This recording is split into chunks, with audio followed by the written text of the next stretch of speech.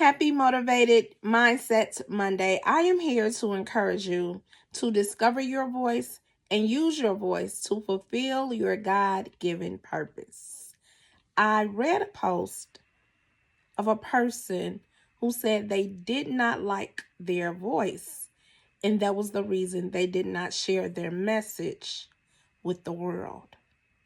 I encouraged that person, and I encourage you. If you don't like the sound of your voice, consider liking the message that God wants to speak through your voice.